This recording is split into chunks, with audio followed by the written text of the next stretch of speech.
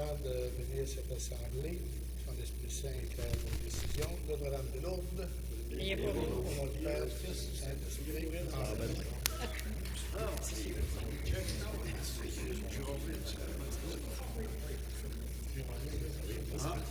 Alors, pour ceux que ça intéresse, Notre-Dame de Lourdes, c'est la patronne de la municipalité de Girardville.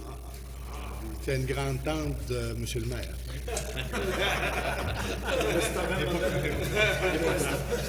C'était un autre Perrault. Alors, ouais. Elle, c'est parce que son mari disait hey, t'es lourde. Alors, bonsoir, bienvenue à cette assemblée régulière du Conseil de la MRC, la première de l'année. Donc, je me permets d'en profiter pour souhaiter à tous les auditeurs, à tous les citoyens de la MRC de Marie-Chapdelaine une bonne et heureuse année, naturellement, la santé pour tout le monde et surtout collectivement des projets pour l'ensemble de notre territoire de la MRC. Je pense qu'avec la santé, si on a des projets, on va créer de l'emploi et au niveau de notre MRC va se développer. Alors, je pense que c'est de faire ces choix-là en début d'année, c'est dans l'ordre des choses pour que notre MRC territorialement se développe. Alors, vous avez reçu les ordres du jour pertinents à l'Assemblée de ce soir. Il n'y a pas de point à ajouter à autre. Oui, excusez, il y a un point à rajouter à autre sujet. En 6.1, ça va être un ajournement de la séance. Au lieu de la levée de la séance, ça va être un ajournement de la séance.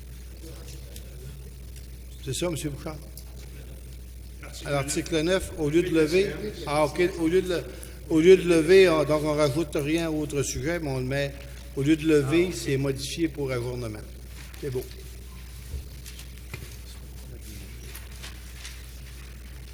Donc, avec cette petite modification, ça prendrait un proposeur pour l'ordre du jour. Et je m'empresse de vous le faire, M. le Préfet. Merci. Dispense de la lecture des procès-verbaux. J'en fais la proposition, M. le Préfet. Merci. Adoption du procès-verbal de la séance ordinaire du 10 décembre 2014. J'en fais la proposition, M. le Préfet. M. Côté, merci. Adoption du compte-rendu du comité plénier du 17 décembre 2014. Je le propose, M. le Préfet. Donc, naturellement, il y a des choses du comité plénier qui reviennent, des recommandations qui reviennent ce soir et je présume que tout était conforme au niveau du procès-verbal.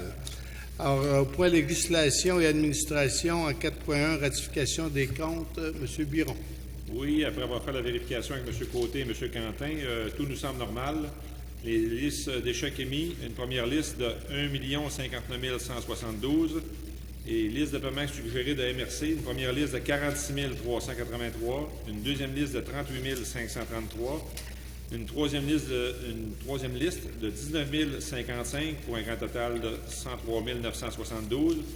Liste des paiements suggérés TPI, voirie et chemin.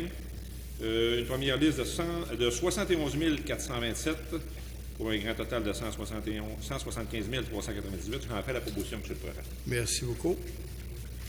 4.2, demande de reconnaissance du Club Plein Vie de Normandin à titre d'organisme supralocal. Alors, lorsqu'un organisme est reconnu supralocal, d'abord, il y a différentes choses. Il y a ce qu'on appelle un caractère d'unicité. Donc, c'est dans un secteur où il y a juste lui, cet organisme-là, qui fait cette vocation-là.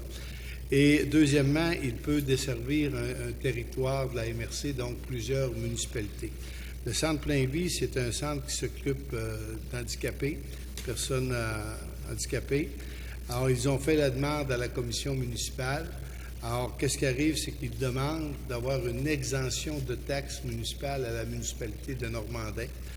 Alors, et la municipalité de Normandin, elle, se retourne vers la MRC. Elle dit, moi, j'ai reconnu Centre Plein Vie comme supralocal chez nous. La commission municipale les a exemptés. Donc, à ce moment-là, l'ensemble de la MRC partage la taxe municipale que Normandin perdait pour le rembourser. Donc, ce qui fait que, en reconnaissant le Centre Plein Vie comme organisme supralocal, c'est la MRC qui va payer les taxes foncières à la municipalité de Normandin pour ne pas qu'elle soit pénalisée, puisque cette maison-là dessert on en a à peu près pour une cinquantaine de milliers de dollars là, d'organismes. Maison Colombe-Veilleux, exemple, c'est un bel exemple, c'est unique dans la MRC. Donc, il y a beaucoup d'organismes comme ça qui s'occupent soit des jeunes, soit de personnes en perte d'autonomie ou handicapées, ou soit, comme Colombe-Veilleux, de personnes en fin de vie, c'est une façon pour les municipalités de contribuer à ces maisons-là qui, elles, contribuent à développer la MRC sous différents domaines, puis on est tout le monde d'accord avec ça. Alors, ça prendrait une proposition. Je vais le proposer, M. le Préfet. M. Tremblay, merci. Requête d'une aide financière par Moisson Saguenay-Lac-Saint-Jean, alors qu'à chaque année, Moisson Saguenay s'adresse à la MRC.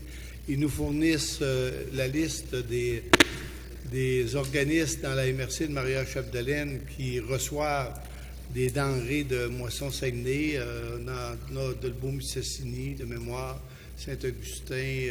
Il y en a un petit peu partout, là, soupe populaire, etc. Donc, c'est une aide financière de 5 000. Il avait demandé 8 000, mais comme à chaque année, on accorde 5 000. Donc, s'il y a des besoins supplémentaires, j'imagine qu'ils vont revenir nous voir. Donc, c'est une aide financière de 5 000 qu'on accorde à Moisson-Saguenay-Lac-Saint-Jean pour venir en aide, encore une fois, aux plus démunis. Alors, ça prendrait une proposition. J'en fais la proposition, M. Boivin. Merci. Mise aux enchères des bois, proximité de municipalité de Saint-Thomas-d'Idyme. M. Denis Tremblay, si vous voulez expliquer le dossier. Oui, c'est ça. Nous, c'était pour les mises en valeur, les mises aux enchères que le ministère fait dans les territoires municipalisés où les corporations ont l'habitude d'exécuter des travaux. On sait que c'est des territoires qui sont près de nos municipalités, qui sont faciles à exploiter. Puis ça fait plusieurs fois qu'on demande au ministère de ne pas mettre aux enchères ces bois. Mais on a rencontré les gens ici à Dolbeau pour le bureau de mise aux enchères. Mais après plusieurs démarches, c'est encore la même chose. Cette année, ils ont encore mis des volumes de bois aux enchères. Puis on sait, avec toute la problématique des chemins, tout ce que ça comporte, c'est la demande un petit peu là, de surseoir ou de retarder ces mises aux enchères-là. On sait aussi que la forêt de proximité s'en vient. Puis, comme vous l'avez dit, M. le Préfet, on ne veut pas se ramasser juste avec des souches. Il n'y aura plus grand-chose d'intéressant dans le secteur. Fait que c'était notre demande. Donc, on va refaire cette proposition-là pour... on a envoyé au bureau de mise en marché des bois, puis copie conforme peut-être au ministre Lessard. Alors, une proposition. J'en fais la proposition, M. Tremblay. Projet de règlement de remplacement 14-365 modifiant le schéma d'aménagement et de développement révisé concernant la création d'un parc industriel régional. Alors, on avait déjà passé le règlement. C'est ça, M. Bouchard? On l'avait déjà passé. Maintenant, il y a des modifications apportées. Alors, qui nous résume ça? Donc, vous avez entre les mains le projet de modification. La procédure veut que lorsque le ministre nous demande ou refuse le règlement initial, on peut le modifier ou déposer une modification sans nécessairement reprendre toute la procédure. Donc, on vous soumet ce soir le projet de remplacement qui, dans son essence, est similaire au premier projet, sauf qu'on y a ajouté certaines définitions. Si vous regardez industrie connexe, on a limité les industries connexes pouvant s'implanter dans le parc industriel régional à ceux qui sont directement rattachés à la construction ou à l'industrie majeure. On a aussi prévu que toutes les industries locales, même si ceux qui se retrouvent à l'intérieur d'un parc industriel régional, admettons, vont devoir être à l'intérieur du périmètre d'urbanisation. En fait, la restriction qu'avait le ministère était beaucoup plus d'empêcher ou de voir à ce que la MRC ne permette pas de l'implantation industrielle à tout vent à l'extérieur des périmètres d'urbanisation. Donc, l'approche là, qui était utilisée ici était quand même assez innovante. Et pour le parc industriel régional, c'est souvent de la grande entreprise qui n'a pas à être localisée à proximité des milieux urbains pour des questions d'environnement, de bruit, des choses du genre. Donc, c'est la proposition qui vous est faite ce soir. Merci. Donc, c'est par un proposeur. M. Luc Simard. Et on va prendre juste quelques secondes pour... j'ai omis de dire aux gens que ce soir, j'ai été accompagné pour la première fois de notre nouveau directeur général, M. Marc Dubé. Alors, souhaitez la bienvenue à M. Dubé à la table du Conseil des maires de la MRC de Maria-Chapdelaine. Il est tellement silencieux que je l'ai oublié. Et, je parlerai quand ça sera opportun, ouais. je préfère. Et naturellement, c'est pour ça qu'on retrouve M. Bouchard, qui agit maintenant à titre de secrétaire trésorier à une autre table. La chute de la ville, je pense que vous les placez ici en avant? Non? Ouais.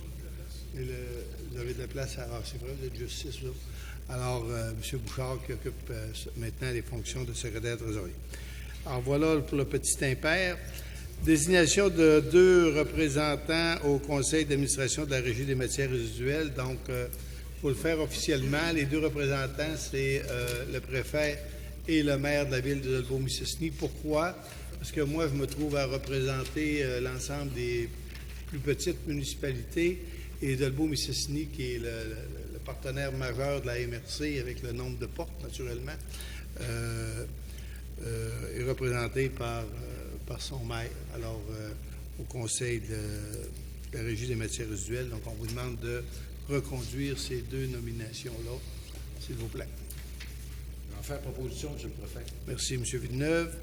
Autoriser la signature du protocole hors entente spécifique de régionalisation pour l'amélioration des conditions de vie des personnes aînées du Saguenay-Lac-Saint-Jean. Donc, il y a eu une entente spécifique au niveau de la CRE avec les ministères. Les MRC ont été invités à adhérer à cette entente spécifique-là. Pour la MRC, de mémoire, Christian, c'est 10 000 par année pendant 3 ans, 5 ans. Alors, c'est une recommandation qu'on vous fait. D'ailleurs, historiquement, c'est quasiment la dernière entente spécifique qu'on va... Il y a des chances que ce soit effectivement la dernière et il y a des chances qu'elle ne se rende pas sur 5 ans également. Oui. Alors,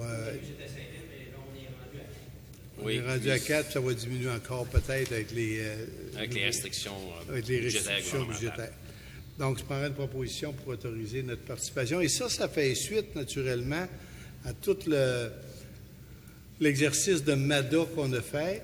Et ça va permettre aux municipalités de proposer des projets dans l'entente spécifique pour leurs personnes aînées.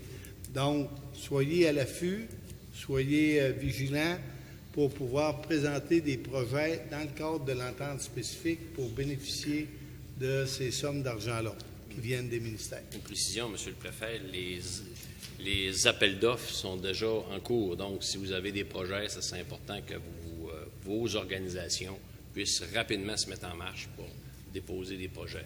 Vous allez trouver tous les détails sur le site de la Conférence régionale des élus. Avisez vos organisations que s'ils ont besoin de plus d'informations, ils peuvent téléphoner à la Conférence régionale des élus. Et c'est important de se mettre en marche parce que des appels de projets, il n'y en aura pas des dizaines compte tenu des nouvelles restrictions budgétaires. Donc, les meilleurs projets vont être acceptés. Donc, c'est vraiment un concours de projets. C'est Manon, ça, qui est... C'est Manon. C'est Marlène Dumais qui s'occupe du projet sous la supervision de Mme Manon Boily. OK. Donc, vous demandez, là, si vous avez un projet, demandez à parler à Mme Dumais ou Mme Boily. Alors, c'est proposé par... Je vais faire proposition, M. le Préfet. Merci, Michel. Mobilisation des MRC du Québec, dossier de la gestion des cours d'eau. Vous savez que les MRC sont responsables de la gestion des cours d'eau. Maintenant, lorsqu'il arrive des dégâts, soit qu'un cours d'eau soit bouché ou qu'un cours d'eau déborde, il y a des règles pour entretenir ces cours d'eau-là et il peut y arriver des situations d'urgence. La FQM nous propose de faire pression au niveau du gouvernement parce que on peut lorsqu'il arrive des dégâts, souvent il y a des propriétaires fonciers ou riverains qui sont endommagés. Donc, la loi, présentement, elle dit qu'on doit demander des autorisations pour intervenir dans des cours d'eau. Mais en cas d'urgence, si la MRC intervient, elle peut être poursuivie pour ne pas avoir respecté les lois du gouvernement. Puis si elle n'intervient pas, c'est le riverain qui peut poursuivre la MRC pour ne pas avoir intervenu. Donc, il y a une espèce d'affaire illogique qui s'en suit, vous comprenez? Alors, c'est pour ça qu'on demande avec la FQM que le gouvernement nous fasse une loi qui a du bon sens là, pour nous permettre d'intervenir en cas d'urgence sans pénalité et pour qu'on puisse régler des situations là, qui pourraient amener des inconvénients à des propriétaires. Alors, c'est la proposition que l'on fait. J'en fais la proposition, M. le Préfet. Merci.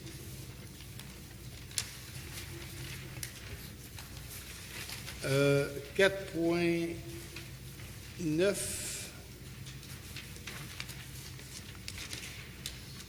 Présentation d'une demande d'aide financière pour la formation de pompiers volontaires ou à temps partiel. Ça nous vient des deux secteurs, donc Régie Le Géant et comment vous l'appelez?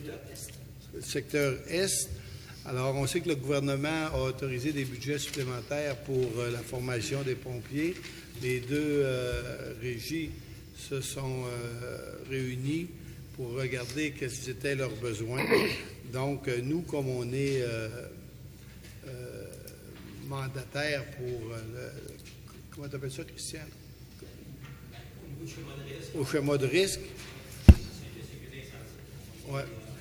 Donc, on fait la demande pour les deux, on appuie la demande, on fait la demande pour les deux régies pour avoir des formations pour les pompiers volontaires et à temps partiel. Alors, ils ont ciblé là, les degrés parce qu'il y a toute une échelle dans ça. Là, il y a tout si tu fais de la désincarcération, pour former l'opérateur d'autopompe, pour le pompier classe 1, classe 2, sauvetage hors programme, etc., sauvetage sur plan d'eau. Donc, il y a toutes sortes de programmes. Et là, les deux régies ont ciblé des programmes et on les appuie et on en fait la demande au gouvernement. Peut-être, M. le Préfet, en complément d'information, c'est une excellente nouvelle pour les municipalités concernant cet argent-là qui a été mis à la disposition pour la formation des pompiers. Vous savez, depuis le schéma de couverture de risque, on investit beaucoup d'argent en formation des pompiers pour les mettre à niveau. Et malheureusement, on n'avait pas ces programmes d'aide-là. C'était à l'entière charge des municipalités. Alors, le 19,5 millions qu'ils viennent de mettre sur la table, ça vient nous aider, les municipalités rurales, à maintenir la formation de nos pompiers puis à maintenir un service de qualité. Alors, j'en fais la proposition et je suis très heureux d'avoir cet argent-là, de mettre à disponibilité de nos pompiers. C'est beau. Merci beaucoup.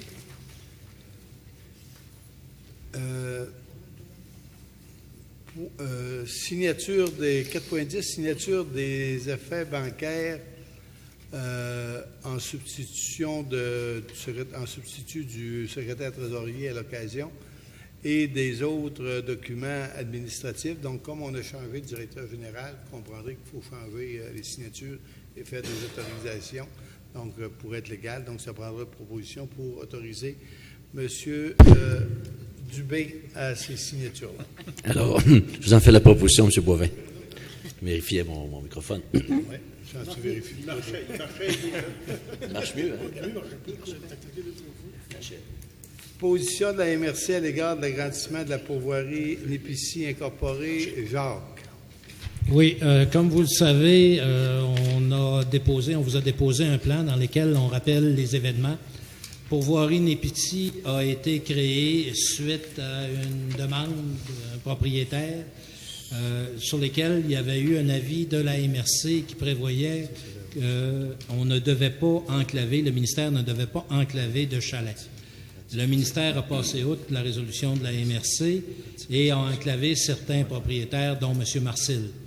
Aujourd'hui, la pourvoirie nous demande justement d'un agrandissement. En fait, il y a une modification. Il veut agrandir d'un côté et il propose de libérer un autre côté.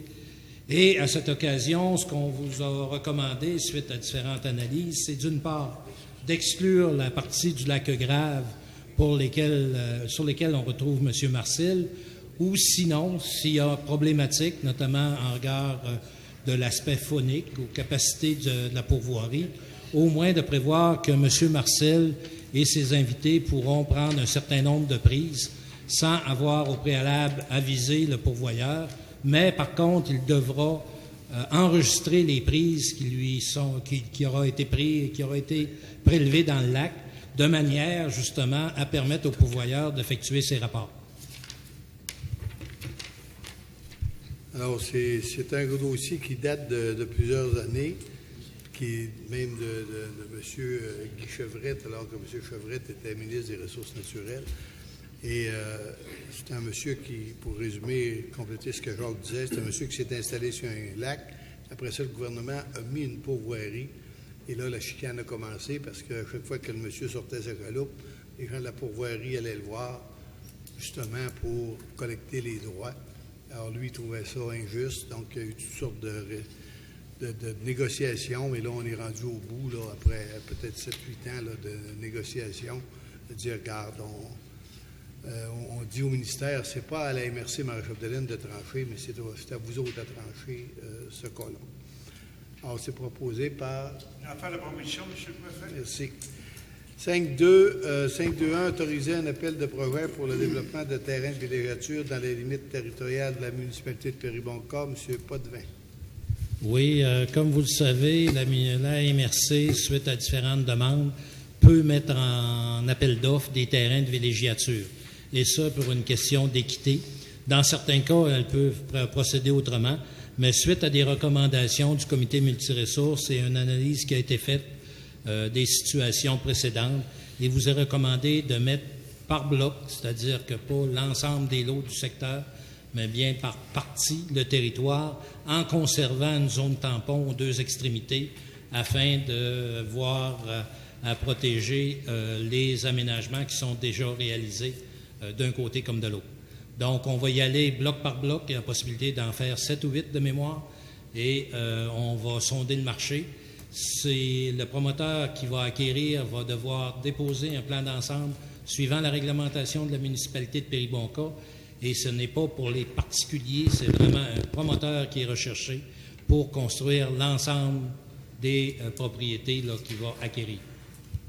C'est bon? Monsieur le maire de Péribonka, c'est conforme à vos...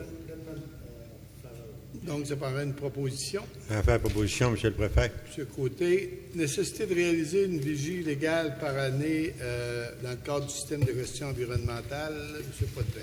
Oui, il y a eu une revue de direction. La vigie légale, c'est qu'à chaque année, pour respecter les dispositions, on doit s'assurer que toutes les lois et règlements sont respectés. Donc, il est d'usage de faire par une firme ce genre de vigie-là. D'ailleurs, on partage souvent cette vigie-là. Au début, dans notre programme, on pensait la faire 2 fois par année, mais après quelques années, on est rendu à penser qu'une fois par année serait suffisant. Donc, on vous recommande de modifier le programme de ISO 14001 afin de prévoir une seule vigie par année. Bon, proposé par M. Quentin. Caractérisation et mise à l'essai de modèles d'aménagement agroforestier de produits forestiers non ligneux au Saguenay-Lac-Saint-Jean. Jacques. Oui, dans le cadre des travaux rattachés, disons, Forêt Modèle et aux activités des PFNL, il vous est proposé de participer à un programme visant justement à, je dirais, domestiquer certaines essences, qu'on pense aux champignons, par exemple. Au même titre que les bleuetières, au début, les gens récoltaient le bleuet en forêt. À un moment donné, on a décidé d'aménager des bleuetières qui sont devenues une pratique agricole. Donc, le programme vise justement à domestiquer ces différentes espèces. Donc, on vous fait la proposition d'y aller à manifester votre intention d'investir avec les autres un montant de 10 000 pour assurer la préparation du plan d'intervention. Qui sera pris à même...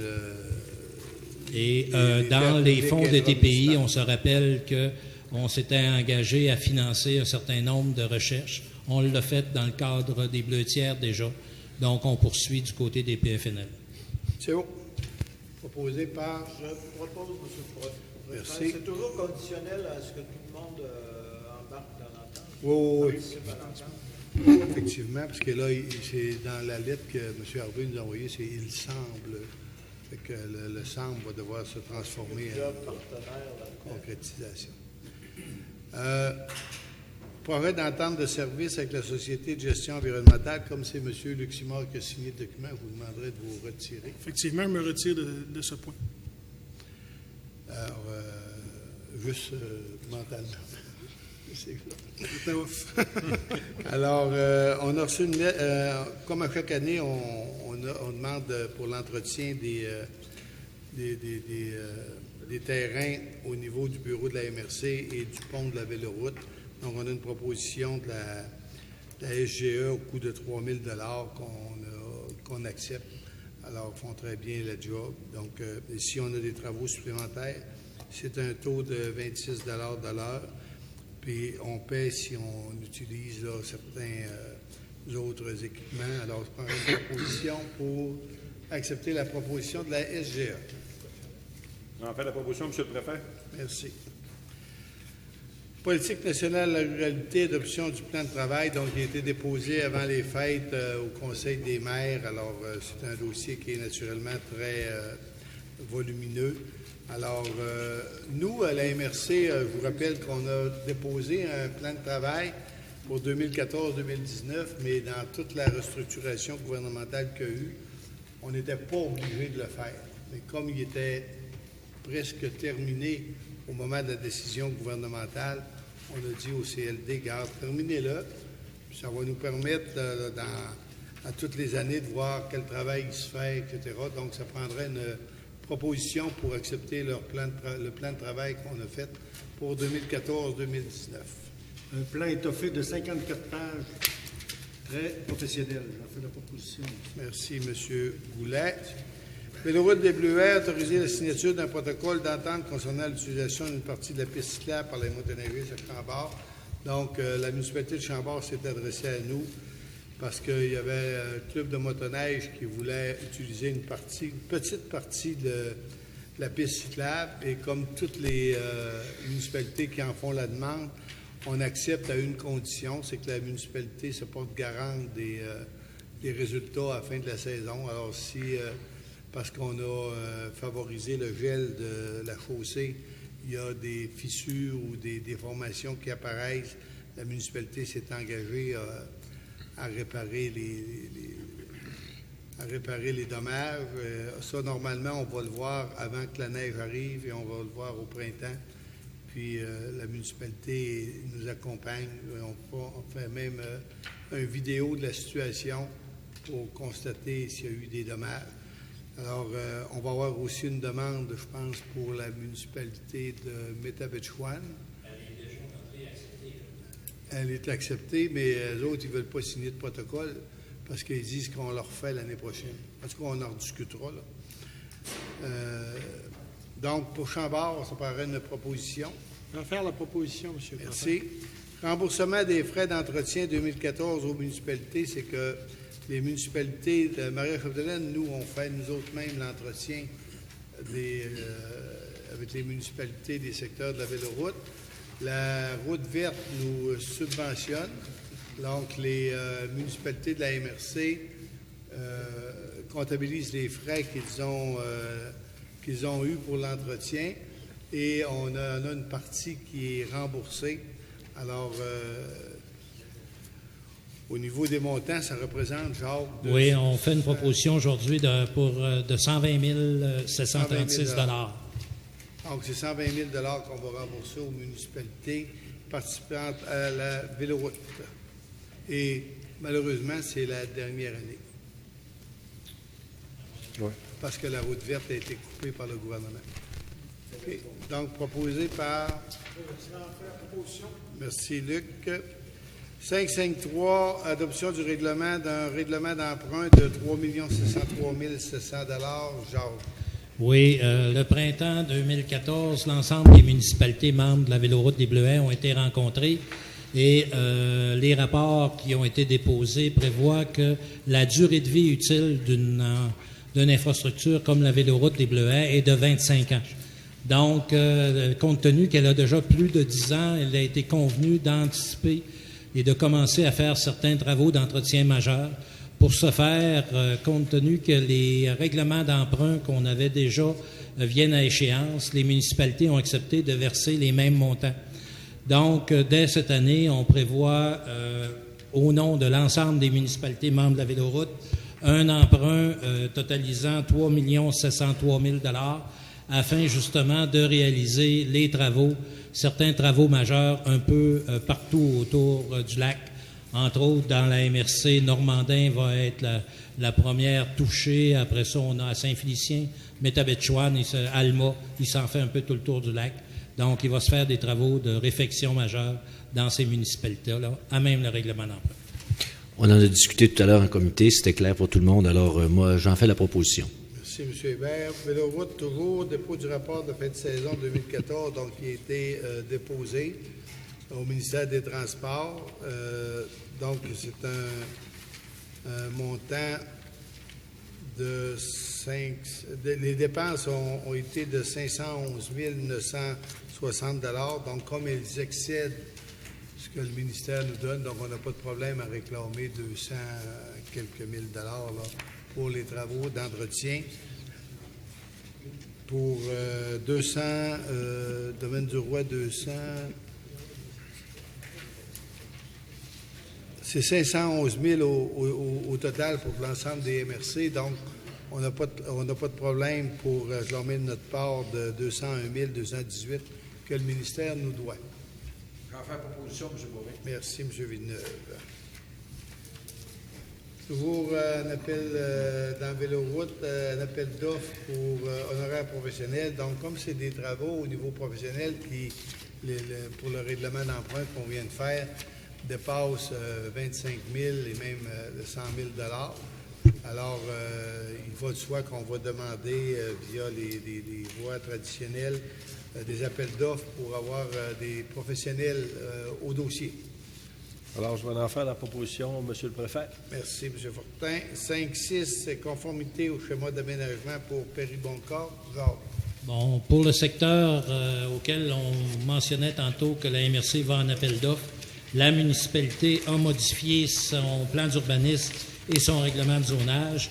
Donc, comme il apparaît sur les plans que vous avez entre les mains, la zone PR, qui était une zone publique et récréative, ou récréative publique, va être modifiée en partie pour faire une zone où la villégiature peut se faire suivant le dépôt d'un plan d'ensemble, comme je le mentionnais préalablement. Donc, la réglementation, après analyse, a été jugée conforme. On prévoit justement l'obligation de faire le PAE, ce qui était au schéma, l'obligation de respecter des marges de recul.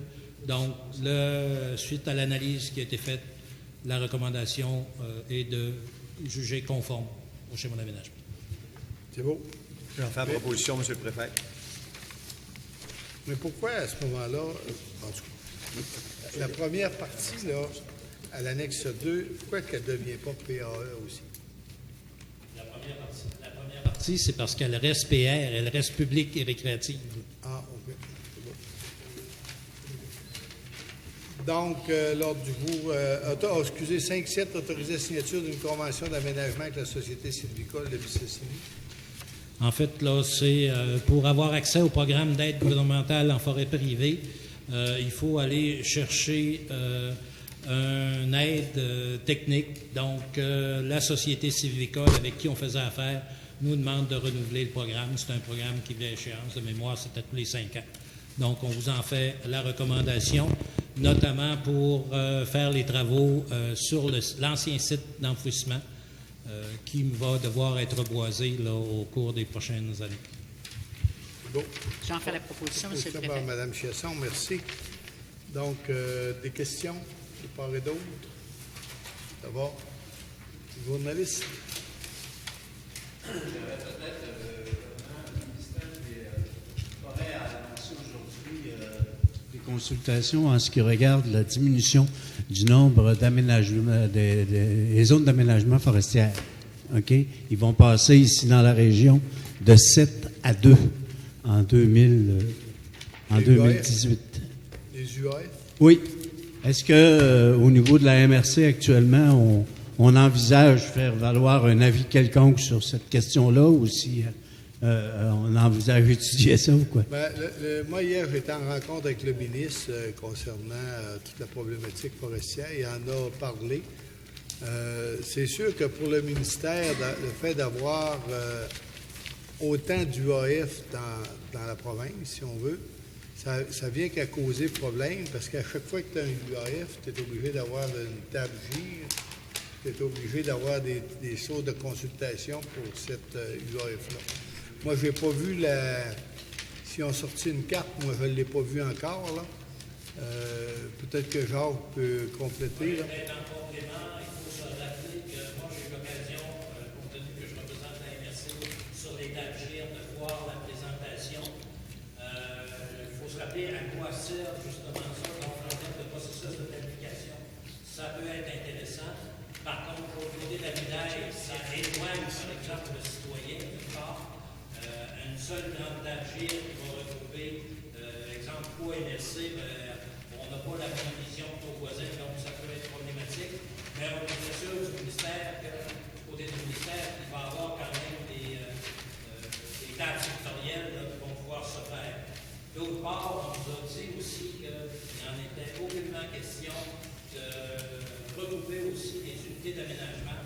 On se rappelle chez nous celle de Mississippi et dans le secteur. Donc, pour le moment, ce qu'on nous dit, c'est qu'il n'y a pas dans l'hypothèse de regrouper des unités d'aménagement compte tenu de leur mission qui est différente de la première.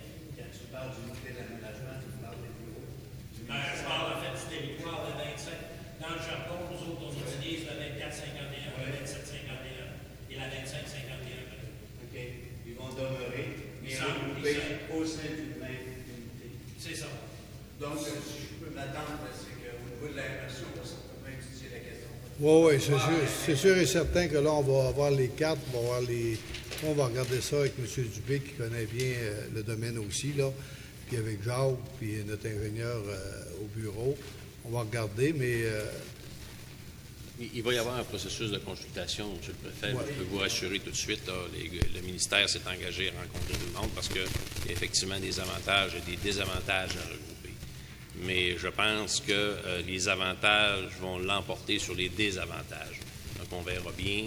Et la finalité, ça va devoir, est-ce qu'il y aura une augmentation de la possibilité forestière en faisant la fusion des unités d'aménagement, ce qui est à terme ce qu'on souhaite tous, parce qu'on connaît depuis les dernières années que des baisses.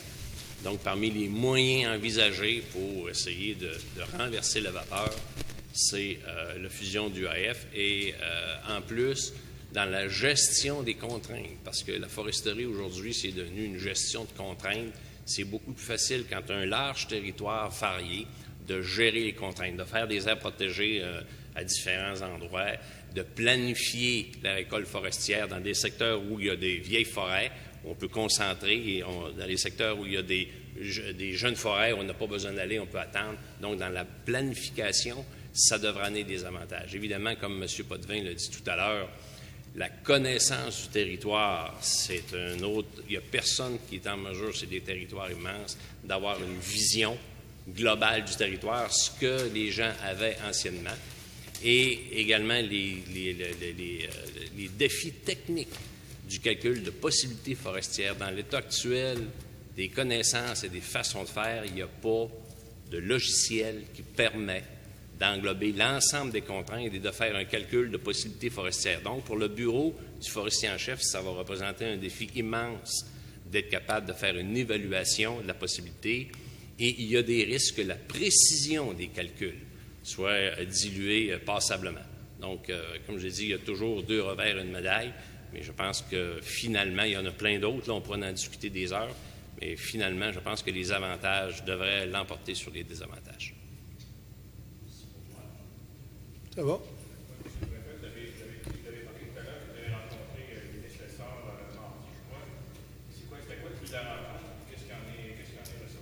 Ben, le but de la rencontre, c'est que avant les fêtes, si on se souvient bien, il y avait, moi j'étais à ce moment-là au CA de la FQM, on avait un CA de la FQM, et on avait, c'est là qu'on a vu apparaître là, sur les réseaux Internet que Résolu avait fermé Bécomo, par exemple. Nous, on était très inquiets. Dans la région, on était très inquiets à savoir si Bécomo passait ou Kenogami ou une machine à Alma. Donc, parce qu'on avait des in, si on veut, là, des gens qui nous disaient ça va être dangereux parce que on se rappelle toute l'action à ce moment-là de Greenpeace, particulièrement, qui était par rapport à Bisbay, entre autres. Et on se disait, avec le volume de pâtes que ça affecte Kenogami, c'est dangereux pour Kenogami, puis certains papiers pouvaient être affectés à Alma. Maintenant, il n'y a eu rien de ça, mais il y a eu quand même Bécomo, puis il y a eu d'autres mesures ailleurs du côté de Résolu. À ce moment-là, au CA, on a dit, garde, là, la situation, elle est urgente en foresterie dans la province de Québec au complet, parce qu'il faut se rappeler qu'on avait l'Abitibi qui était là, la Côte-Nord, l'Outaouais, toutes les régions forestières du Québec étaient touchées à ce moment-là par les actions de Greenpeace, puis par les baisses de marché que ça pouvait engendrer. Puis quand on ferme une papetière, bien là, on vient d'augmenter les stocks de copeaux, parce que puis les copeaux, puis les écorces, c'est ça qui donne la rentabilité souvent au bois, c'est ça qui donne la plus-value. Alors, moi, avec Arnaud Boisrolin de l'Abitibi, on a dit, garde, ça nous prend une réunion. Moi, je siège sur le comité d'énergie et des ressources, puis j'ai dit, ça prend une réunion d'urgence du comité d'énergie et ressources. On devait même avoir une réunion avec le gouvernement. Il avait même parlé à ce moment-là entre Noël et le jour de l'an. Alors, j'ai dit, ça prend au plus vite et ça prend le ministre. Il faut que le ministre vienne nous trouver. Puis effectivement, c'était mardi. C'était la première fois à la FQM qu'on recevait un ministre dans une commission permanente. Alors, et c'est M. Lessard qui est venu avec ses attachés. Et ça nous a permis de faire le tour de tout le dossier de la forêt. Et on l'a questionné d'abord sur les dossiers courants comme la forêt de proximité. Donc, on sait maintenant que la forêt de proximité, ça s'en vient pour le printemps, donc la définition. Mais on l'a ramené vite sur la question des aires protégées, la question du caribou, la question des approvisionnements, du calcul de la possibilité forestière. Et les réponses ont été que oui, le gouvernement du Québec, comme ça a été très bien dit dans le quotidien d'ailleurs ce matin par Pierre-Olivier Lucier, là, son attaché politique, il n'est pas question que le gouvernement du Québec cède comment on appelle ça? Sa souveraineté là, en termes de gestion de forêt. Le gouvernement a à établir des normes forestières pour les compagnies. Et s'il y a des normes supplémentaires que les unités de certification veulent avoir, bien, c'est à eux autres à les exiger, mais ce ne sera pas le gouvernement du Québec, dans ce sens-là, qui va les exiger. Parce que ce qui a créé encore une fois une petite confusion, c'est que dans la Gazette officielle, on parle des ponceaux pour les poissons, et à ce moment-là, on donne l'exemple, comme c'est bien marqué ce matin, on donne l'exemple de FSC, que ça pourrait être une norme qu'FSC dise, mais ce n'est pas officiel qu'FSC va prendre cette norme-là. Alors, ça, on a questionné le ministre là-dessus. On lui a parlé également de nous faire rapport sur les... Il faut absolument que le ministère nous dise comment la possibilité forestière va être affectée si, par exemple, on augmente à 17 ou 18 les aires, à 17 ou 15 les aires protégées d'ici 2017. Si on fait des aires pour les caribous, des territoires protégés pour les caribous, Et surtout, si on met la fameuse motion 65 de Greenpeace, qui est partie là, de très, très loin des forêts tropicales, qui est venue s'appliquer à la forêt boréale, qui va avoir qui peut justifier une baisse de 1 500 000 mètres cubes. Alors, c'est énorme. Alors, on a demandé au ministère de dire comment vous pensez que les communautés vont pouvoir résister à ça, dans le fond. Et là, ils sont en train de revoir les calculs et ça préoccupe ce qu'on nous a dit, ce que le ministre nous a dit, c'est que lui aussi, ça le préoccupait, toute cette question de certification-là, la question du caribou, des aires protégées, et qu'il essayait de trouver une solution, parce qu'on lui a rappelé aussi la phrase du premier ministre qui disait « pas un caribou, une job pour un caribou ». Alors, lui, il est poigné avec cette directive-là, et c'est pour ça qu'il dit, après 8 mois, il dit « je commence à comprendre le système, je vois ce qui marche mal dedans ». Et il s'est engagé à faire des améliorations au système, si on veut. Et en tout cas, les gens qui étaient à la réunion ont sorti de là très satisfaits de la réunion, puisque le ministre, on voit vraiment qu'il a cheminé, puis il y a une autre façon d'analyser les problèmes, puis qu'il est conscient qu'à chaque fois qu'il va toucher à la possibilité forestière, ben c'est les communautés qui vont payer. Puis ça nous a permis aussi de lui rappeler que jamais les communautés ils sont assis à la table. Que ce soit chez FSC, que ce soit au niveau du Canada, là, sur l'entente sur la forêt boréale, on n'est pas là. On n'est pas là jamais, les communautés, mais les communautés, ils subissent toujours les contre-coups de ça. Puis malheureusement, on le voit là, on le voyait encore ce matin, moi je pense qu'il y a des groupes qui essayent de faire un petit peu de politique sur le dos, malheureusement, des travailleurs, puis de tout ce dossier de la foresterie-là. C'est à qui va avoir débloqué l'impasse avec FSC, comme on a vu ce matin là, avec la CSN. Alors, je pense qu'on a créé Alliance Forêt Boréale. Je pense que ça va être à suivre. C'est un dossier qui va être à suivre. Encore demain, là, on a une réunion là-dessus. Et je pense que nos actions vont être de plus en plus visibles et concrètes. Pardon? Oui, parce que y a des efforts et ce qui nous inquiétait là avec la fête des poissons que votre journal a sorti lundi, je crois, c'était que est-ce que le gouvernement est en train de céder sa souveraineté à FSC? Et non, il a dit non. Il dit le gouvernement ne cédera jamais cette souveraineté-là. Alors je pense que ce démenti-là malheureusement, c'était une mauvaise interprétation que des gens ont faite, là.